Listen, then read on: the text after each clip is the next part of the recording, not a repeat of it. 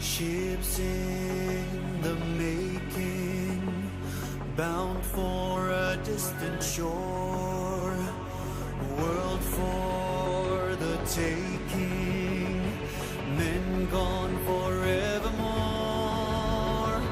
boarding and setting sail. Sexto Continente, dirigido por el obispo de Orihuela, Alicante, Monseñor José Ignacio Munilla.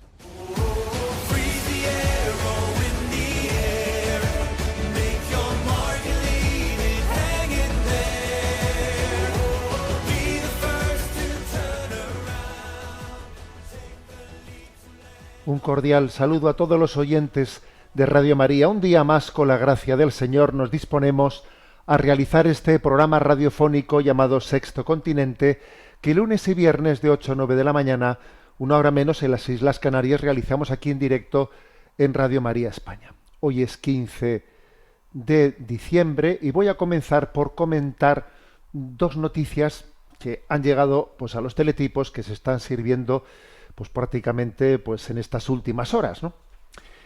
Y una de ellas es referida a un ataque que tuvo lugar ayer en Sydney, un ataque terrible donde un padre y un hijo musulmanes, pues en aquella nación australiana, aprovechando que la comunidad judía celebraba la fiesta de la Hanukkah y habían elegido como una playa en un lugar para juntarse, pues ese padre y ese hijo, obviamente fundamentalistas islámicos, decidieron hacer un ataque terrorista indiscriminado y usando unas armas de caza, pues mataron a unas 16 personas, según datos en este momento, y con una gran cantidad de heridos, ¿no? Un atentado, una masacre terrorista, ¿no? Antijudía.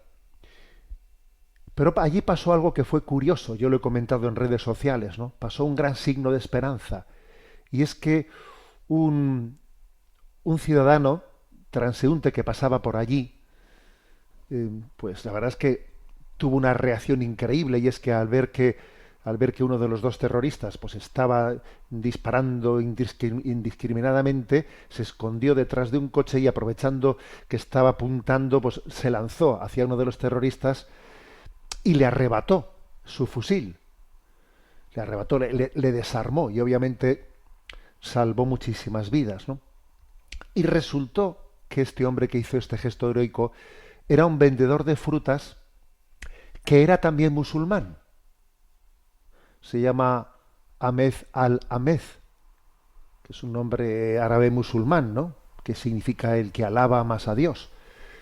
Entonces, la verdad es que creo que es un signo de esperanza el hecho de que un hombre de buena voluntad tuviese esa reacción, un hombre que es musulmán, ¿no? De desarmar a los terroristas musulmanes que estaban disparando a los judíos, ¿no?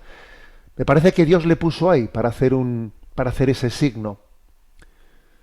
Ciertamente, no todas las religiones son iguales. Nosotros, obviamente, lo decimos con claridad. Creemos que Jesucristo ciertamente es el revelador del Padre y que Él es la paz del mundo y que necesitamos de Jesucristo, ¿no? Para la paz del mundo. Pero obviamente creemos que es providencial este signo, ¿no? Porque hoy nos unimos en oración todos los creyentes de buena voluntad, cristianos, judíos y musulmanes, ¿no? Para pedirle a Dios: dale, Señor, el descanso eterno y brille para ellos la luz perpetua. Así oramos, ¿no? Por todos estos asesinados. Y somos conscientes de que al mismo tiempo continúa la masacre en Gaza, continúa la masacre, que no está realizada por los judíos, no, está realizada por un gobierno en concreto, ¿no?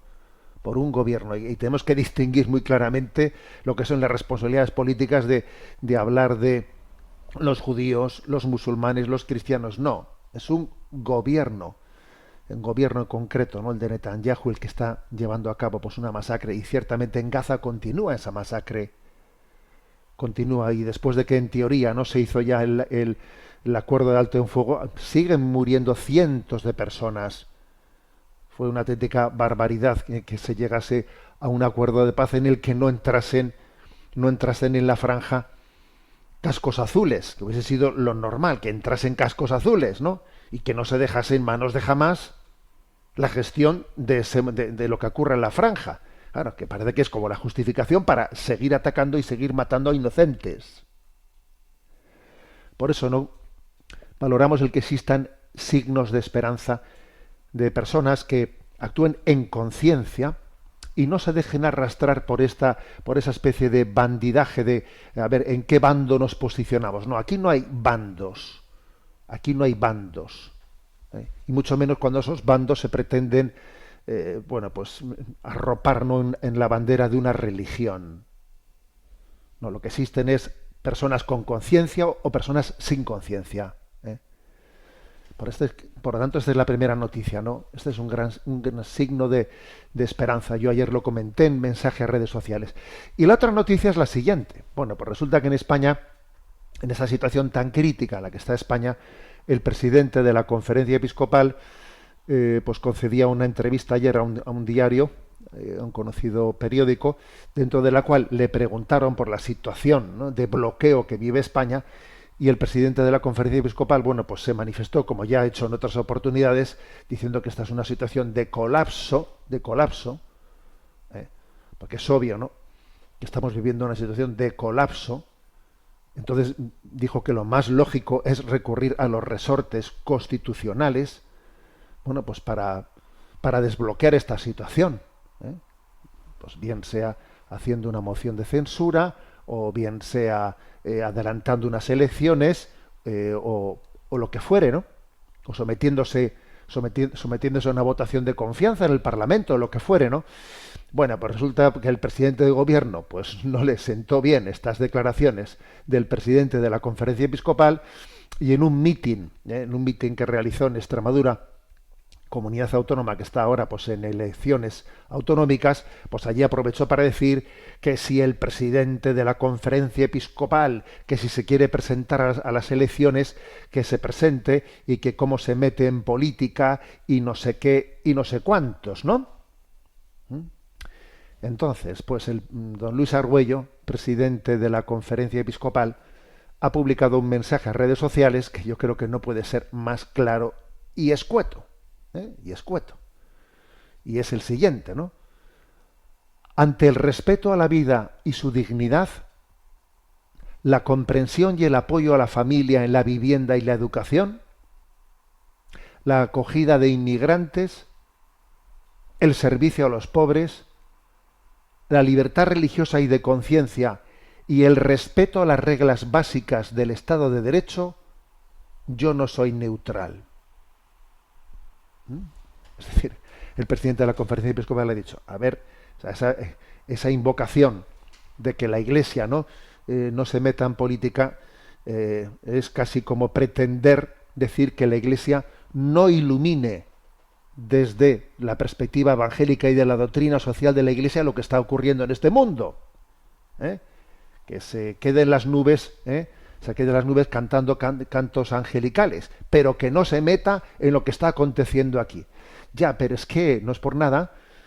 Estamos viendo en España una situación que es patética, en la que vemos cómo los gobernantes se aferran al poder, sea como sea y a cualquier precio, dejando la nación bloqueada 3 años sin presupuestos, chantajeada y humillada por quienes quieren acabar con la unidad nacional, rodeados por continuos escándalos de corrupción de familiares y allegados, sembrando la división entre los ciudadanos como técnica para distraer la atención. Y claro, que la Iglesia denuncie esta situación y que pida, ¿no?, que este escándalo de aferrarse al poder a cualquier precio termine, y que sea el pueblo el que tenga, ¿no?, su palabra, me parece que, lejos de jugar a la política, es dar una luz, ¿no? Es dar una luz de discernimiento. Por eso el presidente de la Conferencia Episcopal ha dicho, yo no soy neutral, ¿no? Porque la perspectiva cristiana ilumina lo que está aconteciendo. No, yo no soy neutral, no se puede ser neutral cuando está en juego el bien moral de las personas.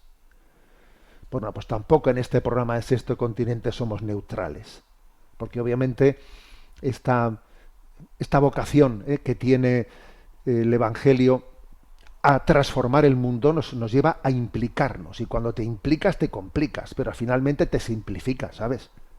Que es, bueno, pues el actuar en conciencia es lo que es, pues, como don Luis Argüello ha hecho, ¿no? Pues es lo que finalmente nos da paz y alegría.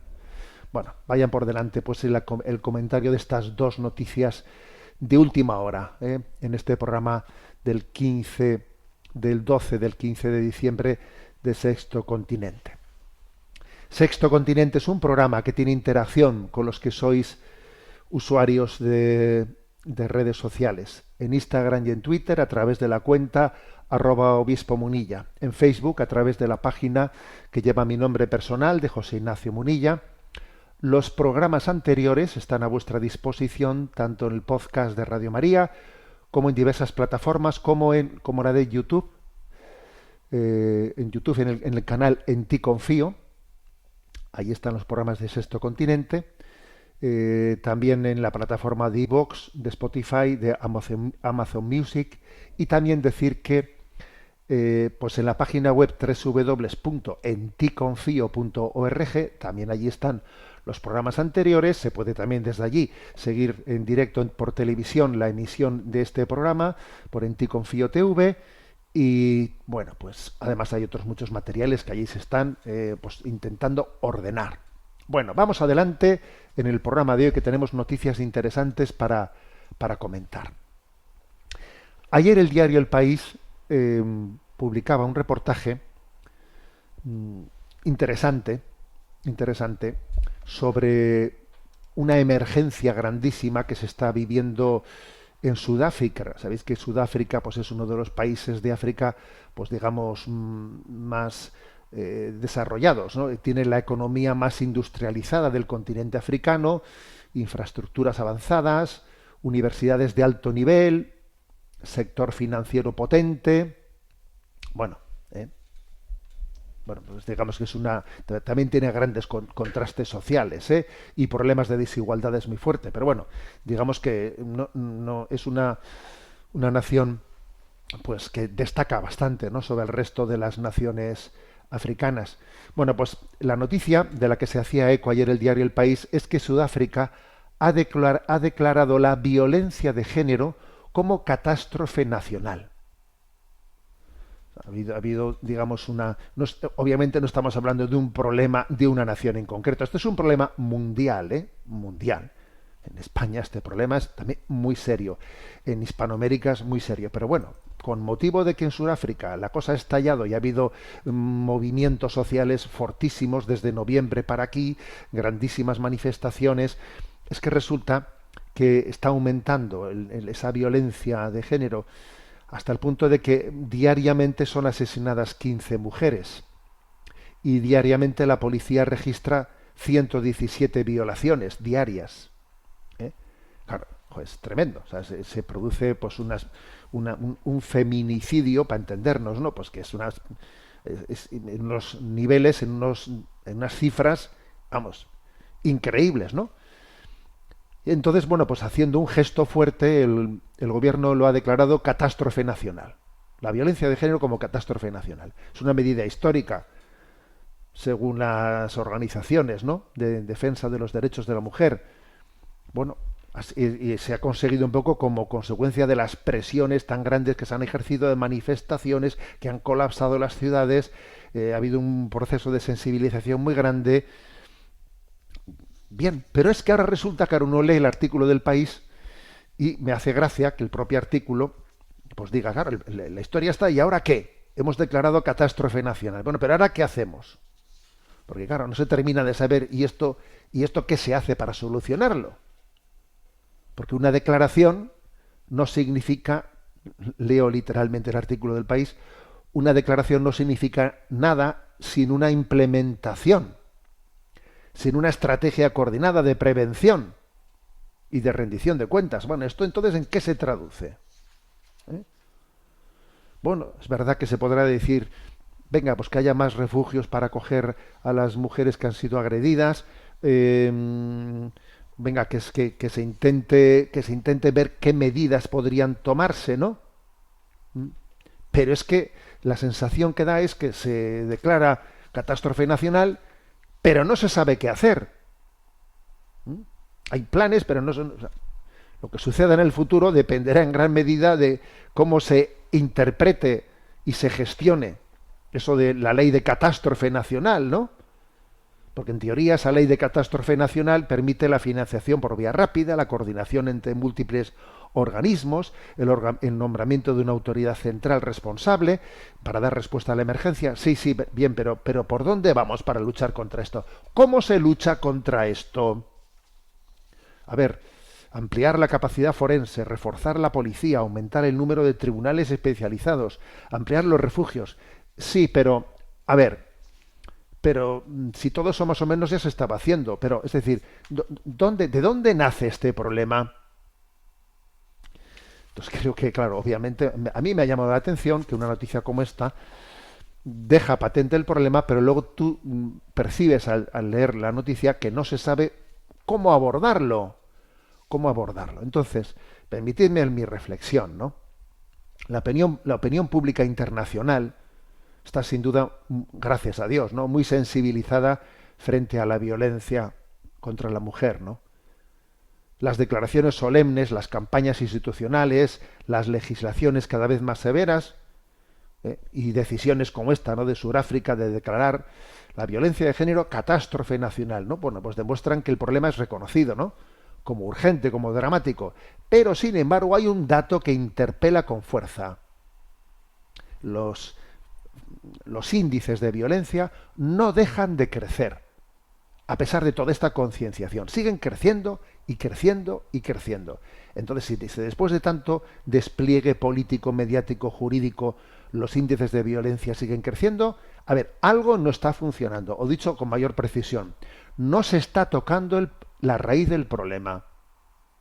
Estamos abordando, cogiendo el rábano por las hojas, pero no estamos yendo a la raíz.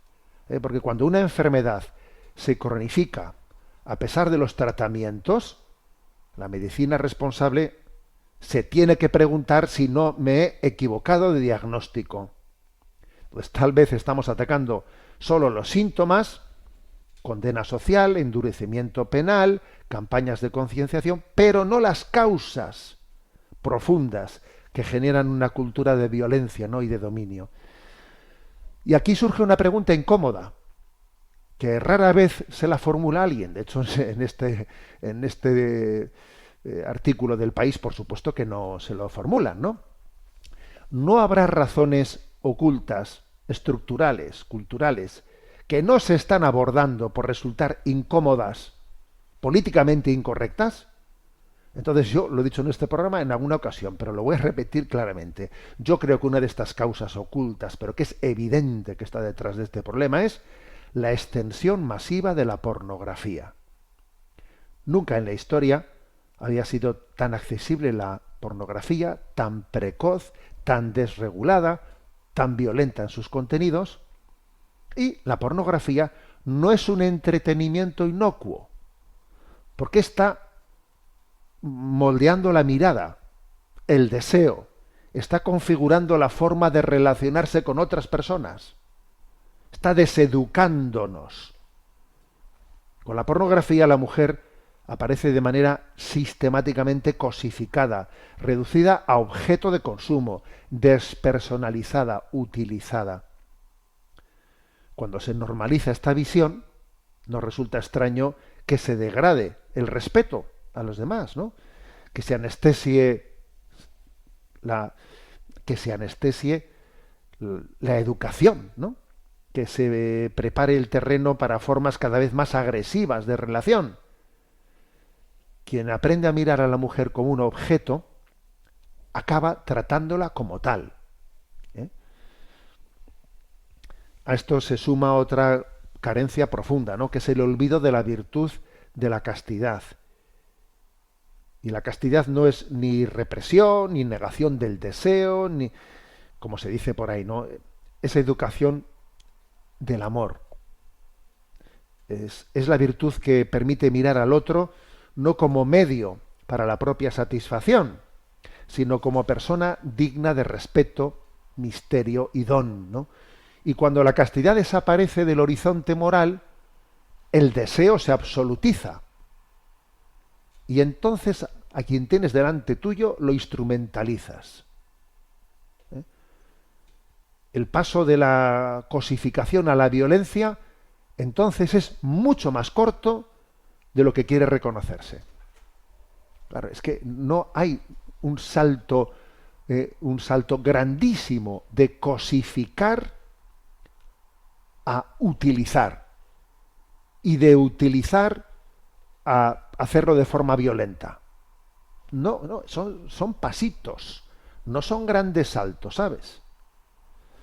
Entonces, sin una conversión de la mirada, sin una purificación del corazón, como diría el Evangelio, ¿no?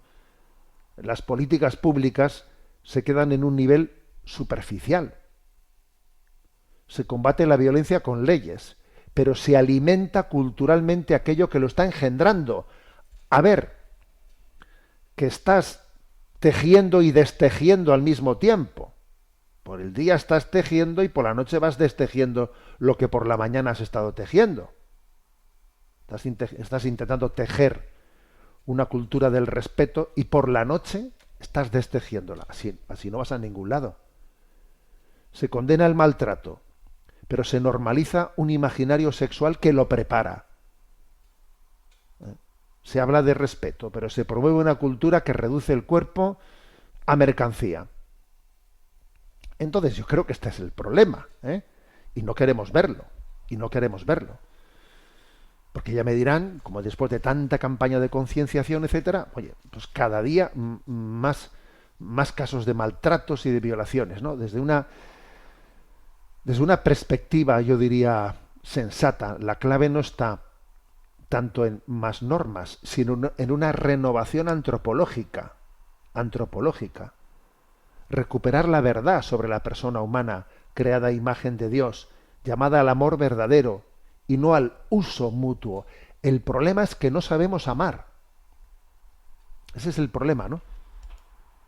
Y sin esta base antropológica, la lucha contra la violencia corre el riesgo de ser un esfuerzo sincero, pero estéril. A veces incluso, no sé si sincero, sino utilizado ideológicamente. Pero en cualquier caso, estéril, seguro. Porque no se cambia la sociedad pues imponiendo más sanciones, sin más, ¿no? Sino transformando corazones, educando miradas, ¿no? Entonces yo creo que este es el problema que está en la raíz y que no nos atrevemos a tocarlo, ¿no? Entonces esta es la noticia, que viene, en esta oportunidad viene de Sudáfrica, pero bueno, que podría venir de cualquier país del mundo, ¿no? Seguro que habrá algún país en el que el índice de mujeres asesinadas supera al de Sudáfrica. Aquí son 15 al día. Seguro que habrá otros lugares donde sean bastantes más, ¿no? Pero el problema es en no atrevernos a ver el problema de fondo. Como cuando durante tantísimo tiempo estuvimos como negándonos el hecho de que lo que estaba en el fondo de tanto cáncer de pulmón era el tabaco. Bueno, pues llegó un momento en que alguien dijo, a ver, ¿no? Entonces cómo estamos al mismo tiempo, ¿no? Dando rienda suelta a esto, así es lo que está generando el otro. Bueno, pues esto es lo que está oculto, lo que no queremos ver, porque es contradictorio contra la distorsión que nosotros mismos estamos generando. Bueno, vamos adelante en nuestro programa de Sexto Continente. Ayer era tercer domingo de Adviento. Domingo Gaudete. Es un domingo en el que la liturgia nos habla de la virtud cristiana de la alegría, y es que además se cumplen 50 años de que el Papa Pablo VI, ya es San Pablo VI, publicase una exhortación con el título Gaudete in Domino, alegraos en el Señor. Fue en el año 1975, ¿no? Entonces se han cumplido 50 años. Entonces, en el día de ayer, muchos de nosotros hicimos una predicación sobre esta virtud cristiana de la alegría, porque es que el mundo está triste y necesita aprender, ¿no? Aprender dónde está la fuente de la alegría. Bueno, pues con ese motivo voy a tener yo ahora este momento, digamos, de descanso y oracional, voy a traer a colación el himno de la alegría, ¿eh? El himno de la alegría, cantado por Miguel Ríos. Bueno, sabéis que tiene un origen literario, ¿eh? Voy a hacer una pequeña reflexión, que también es crítica, ¿eh? Pero que al mismo tiempo valora las cosas, ¿no? Bueno, el himno de la alegría tiene su origen literario en el año 1785, ¿no? Fue un poeta, Friedrich Schiller, quien escribió el poema Oda a la alegría, que es el que se canta en esta canción, ¿no? En el año 1785, o sea, es decir, está impregnado de el ideal ilustrado, ¿eh? Del ideal ilustrado. Exalta la fraternidad universal entre los hombres. Tiene mucho de ese contexto de ilustración. Dios aparece más como un garante del orden moral universal que como un Dios personal que sale a nuestro encuentro, ¿no? Tiene en su origen no es cristiano, ¿eh? Tiene incluso ese componente de la ilustración francesa. Pero bueno, luego vino la parte musical, porque esto es la letra. El origen musical es el de Beethoven, como todos sabemos. Beethoven, 40 años más tarde, a ese poema, ¿no?, de Friedrich Schiller, le añadió pues la música, el final del movimiento de la novena sinfonía, y se estrenó en 1824, ¿no? Pues era la primera vez que una sinfonía introducía coro y solistas, y bueno. Y luego ya en el siglo XIX-XX, pues este himno a la alegría se convirtió pues en un emblema del humanismo universal, de la fraternidad entre los pueblos, del ideal de la paz, y fue adoptado como himno de la Unión Europea. Sin letra, solo la música de Beethoven. Fue adoptado como himno de la Unión Europea. Entonces, pues la verdad es que es interesante el que descubramos dónde están las raíces, ¿no?, de este himno, porque en el fondo hay un anhelo por la alegría, pero una impotencia para alcanzarla, ¿eh? De hecho, este himno hay un momento en que dice: si es que no encuentras la alegría en esta tierra, búscala, hermano, más allá de las estrellas. Es impresionante, sí, es un anhelo de fraternidad, una aspiración a la unidad de la humanidad, la intuición de que la alegría es algo más, ¿no?, que el mero placer. Pero a este himno, ¿qué le falta? Pues a este himno le falta lo que en estas Navidades nos llega, señores. A este himno le falta Jesucristo. Claro, Jesucristo no aparece, ¿eh? Entonces, claro, nosotros tenemos que añadirle a este himno de la alegría, decir, la alegría es Jesús, la alegría es Jesús, y por eso vamos a gozar, disfrutar de este himno de la alegría, pero en este domingo Gaudete in Domino, alegraos en el Señor. Claro, es que la segunda parte es clave.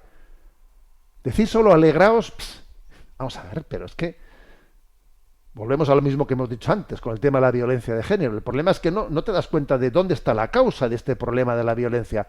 ¿Dónde está la causa de la tristeza? La causa de la tristeza está en no haber descubierto a Jesucristo, que es el don que funda la alegría, ¿no? En el Evangelio de ayer hay un versículo que me parece que es luminoso, cuando Juan el Bautista desde la cárcel le dice, le pide a quienes han ido a visitarle, id y preguntarle a Jesús: ¿eres tú el que ha de venir o tenemos que esperar a otro? Que traducido para nuestro caso sería: ¿eres tú el que va a fundar mi felicidad o tengo que buscar otras cosas? ¿Eres tú el tesoro que me va a hacer feliz o sigo buscando baratijas? A ver, pues la respuesta es Gaudete in Domino, alegraos en el Señor.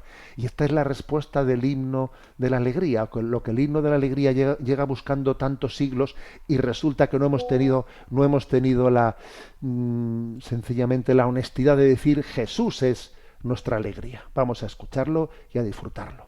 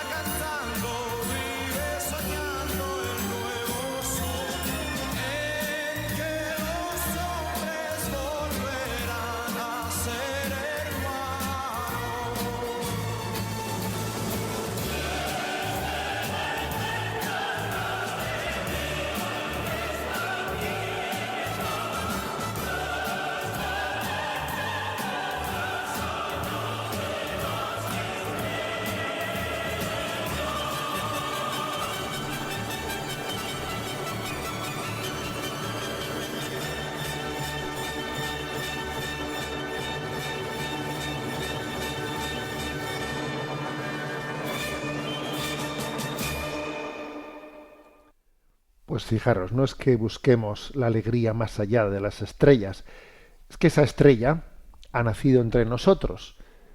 Esa estrella ha brillado y es Jesús nuestro Señor. Y la descubrimos presente en la debilidad de la carne, acompañando nuestro destino y haciendo nuestra cruz gloriosa.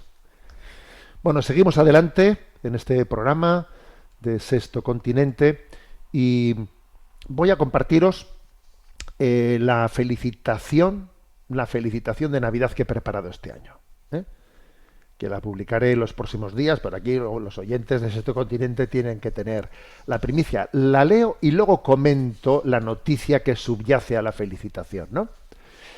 El título es Protagonistas de la historia, la Navidad que nos despierta. La reciente noticia de la guerra abierta entre Netflix y Paramount por hacerse con la Warner Bros. Es una operación que podría superar los 100.000 millones de dólares, en un síntoma muy revelador de nuestro tiempo. Nunca antes la industria del entretenimiento había alcanzado semejante poder económico y cultural, y sin embargo lo más inquietante no es la magnitud del negocio, sino la facilidad con que las masas se entregan a él.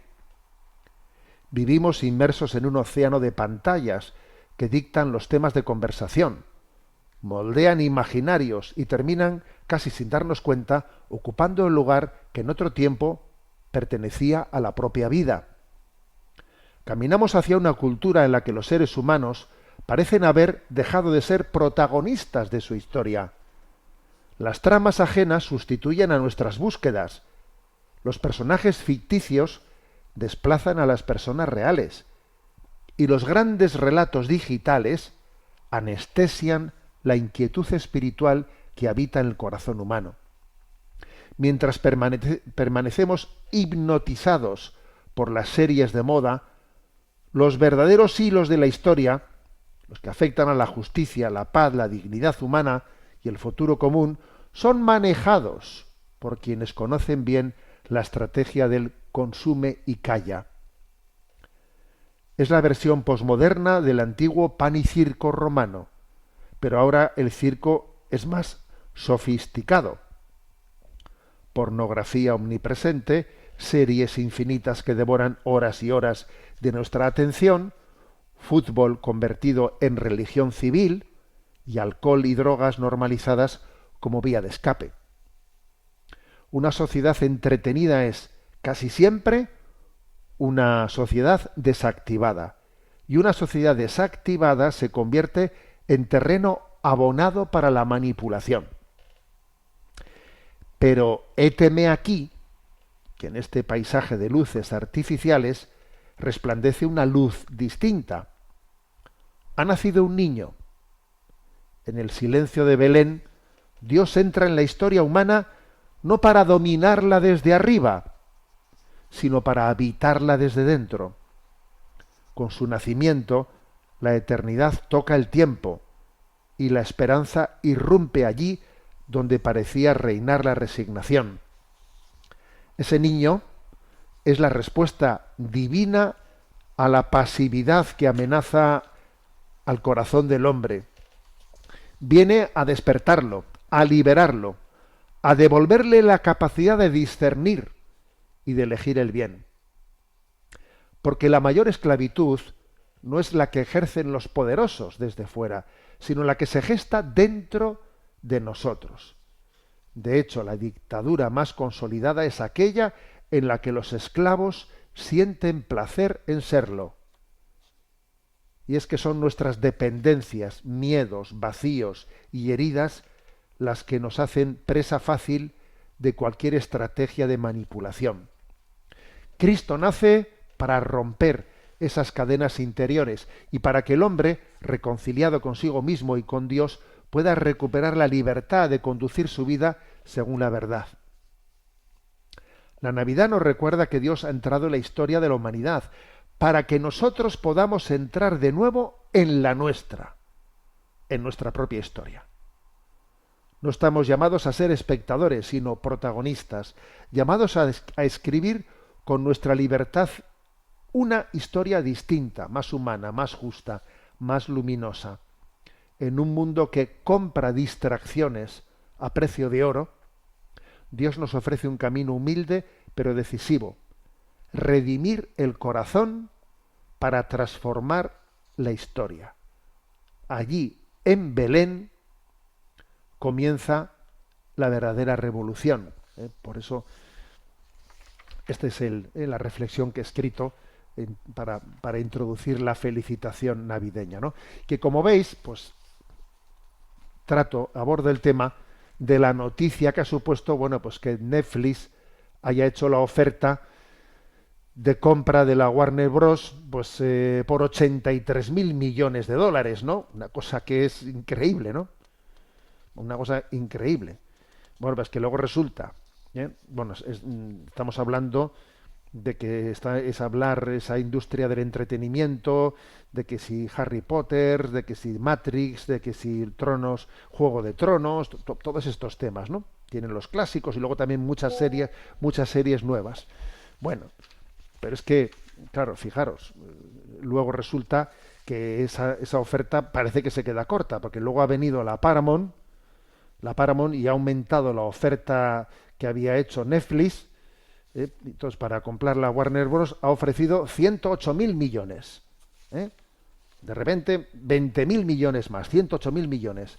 Bien, es verdad que en este caso también quiere comprar el control de la CNN, ¿no? del canal de noticias norteamericano. Entonces, vamos a ver, ¿no? Esa es una noticia que es muy clarificadora, ¿Por qué comento yo esto? Porque es una noticia de esas que te permite hacer una radiografía. Esto deja las claras que estos increíbles beneficios, ¿no? O sea, estos increíbles precios para comprar, quiere decir que, claro, que el beneficio que se extrae de ese mercado del entretenimiento es incalculable, ¿no? Y que la población mundial está embobada consumiendo series y más series, mientras que vivimos desconectados de la realidad social, ¿no? En la que estamos insertos. Obviamente a los políticos les interesa tener estas plataformas controladas, ¿no? Porque tenemos a la población entretenida y desactivada. Entonces es importante que nos demos cuenta de que estas noticias desenmascaran un hecho, y es que la industria del entretenimiento es como un opio suave del siglo XXI. Lo de suave es por decir algo. Estamos ante uno de los grandes poderes ocultos de nuestro tiempo. No se necesitan violencias ni imposiciones, nos basta con una oferta constante de entretenimiento para capturar la atención, que es el bien más codiciado. Quien controla la atención, controla la narrativa. Una población adormecida en un consumo de interminables series pierde horas de vida real, reduce su pensamiento crítico, vive más dependiente de universos ficticios que de la construcción del reino de Dios, ¿no? Entonces, es una población distraída, vulnerable, y existe un interés político de controlar el relato, de controlar al pueblo, a las masas. Los grandes poderes saben que no hay arma más eficaz que orientar la opinión pública,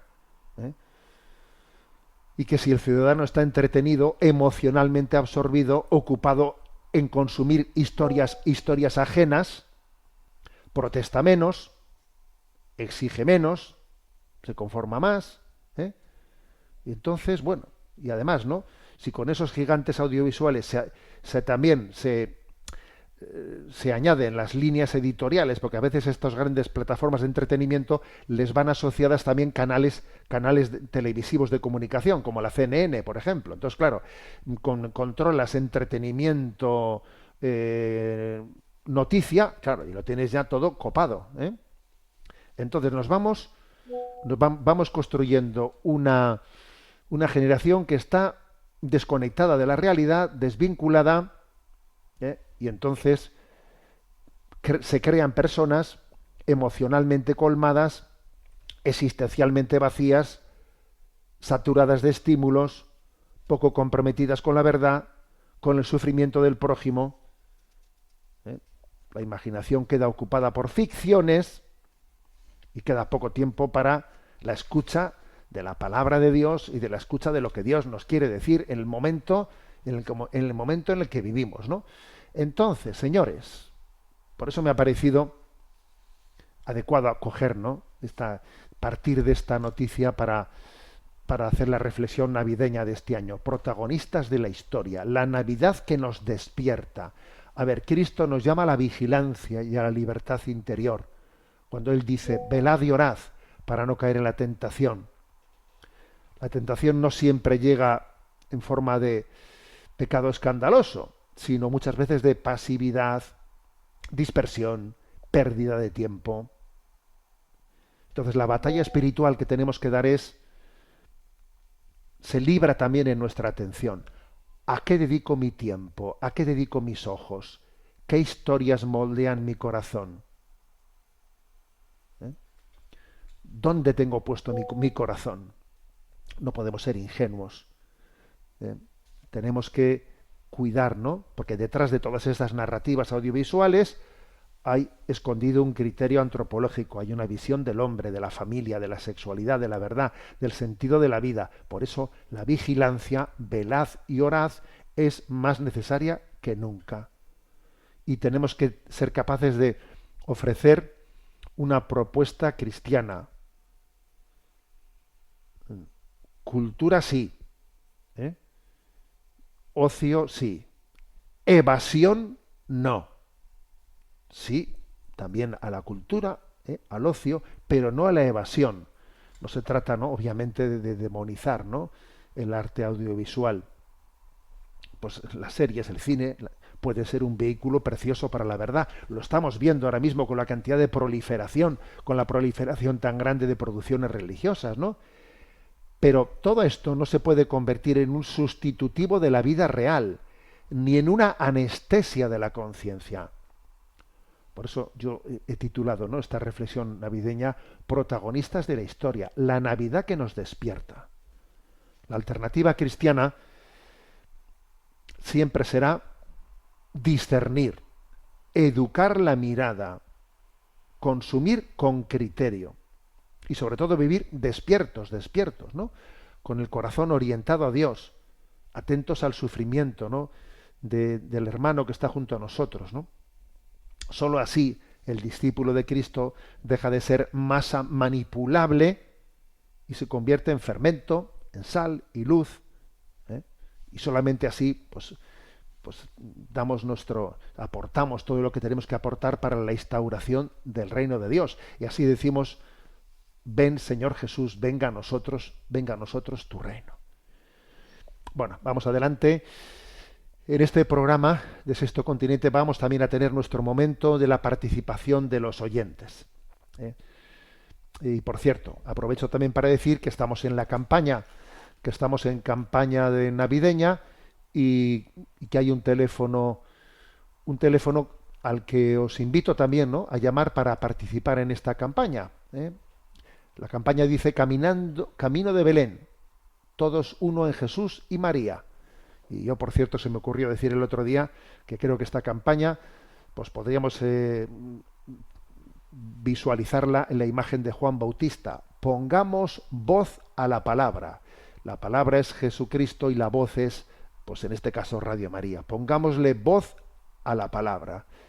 Y para poder participar en esta campaña, el teléfono, que ya tenéis voluntarios que atienden la llamada, es 91 8 22 8010.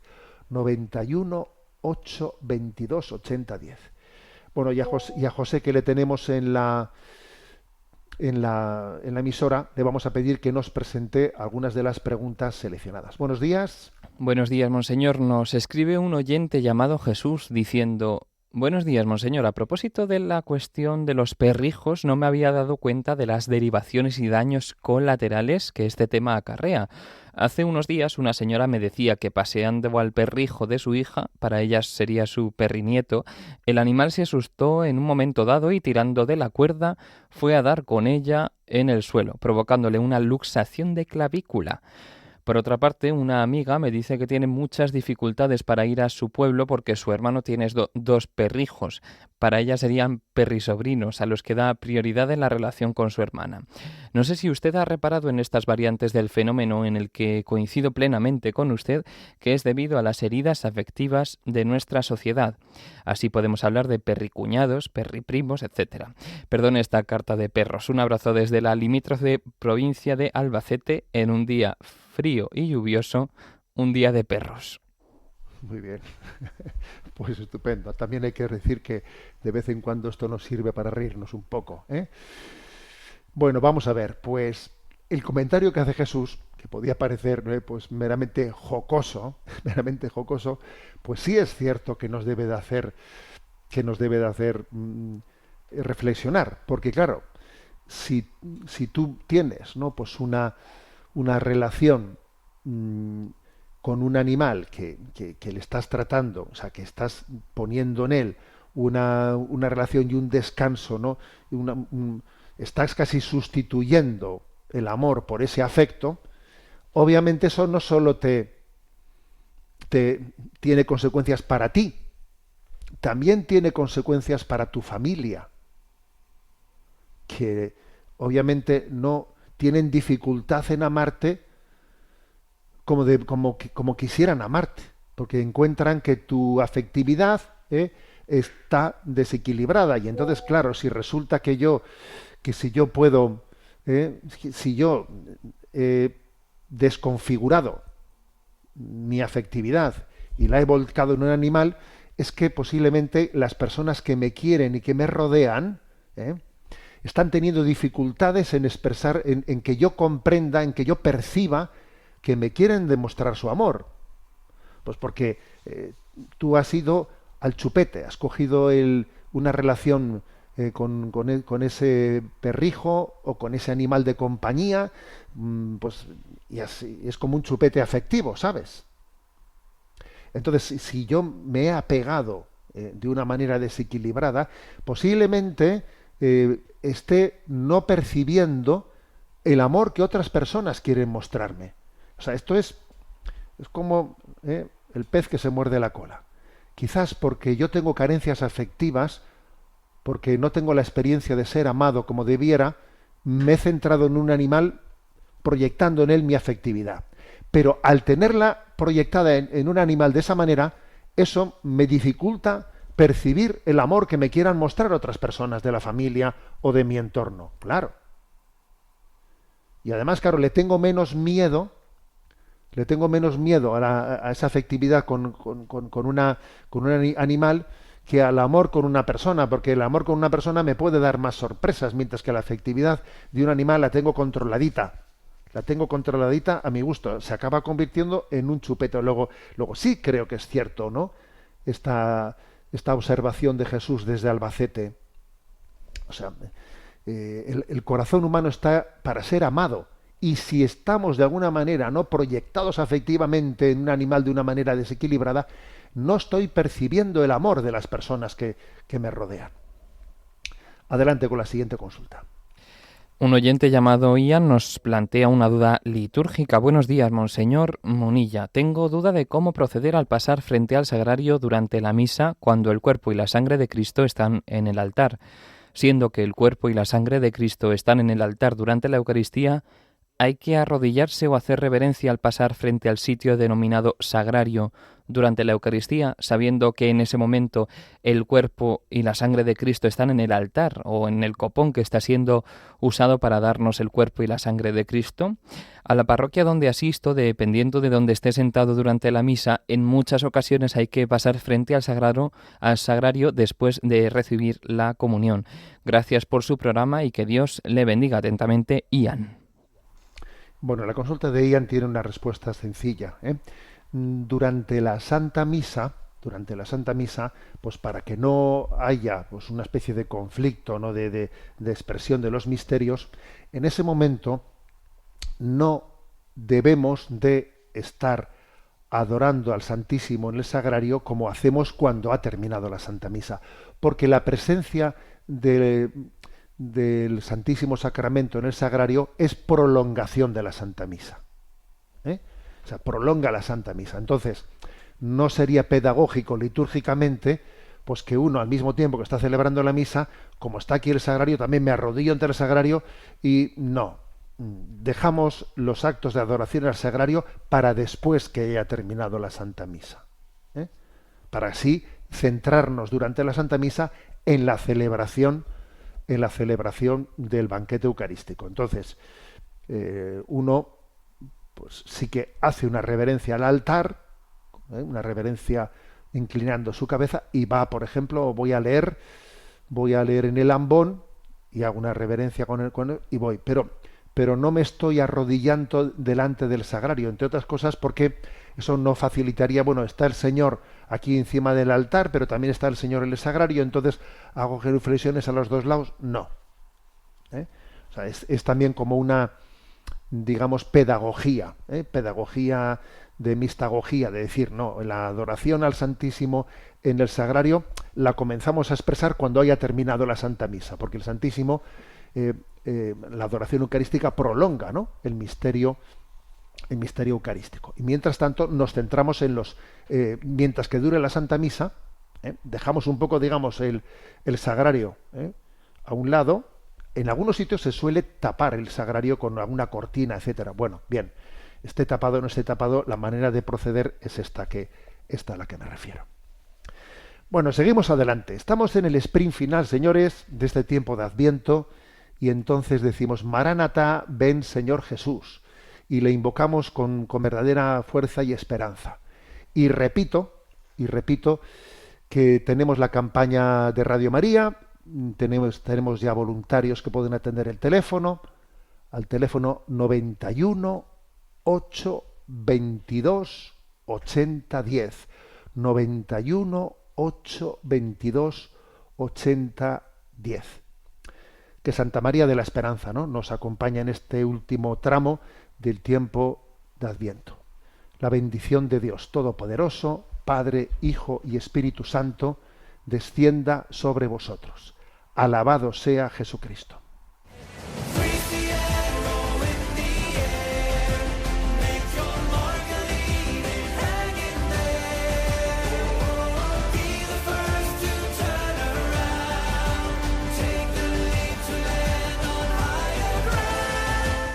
Finaliza en Radio María Sexto Continente, dirigido por el obispo de Orihuela Alicante, Monseñor José Ignacio Munilla.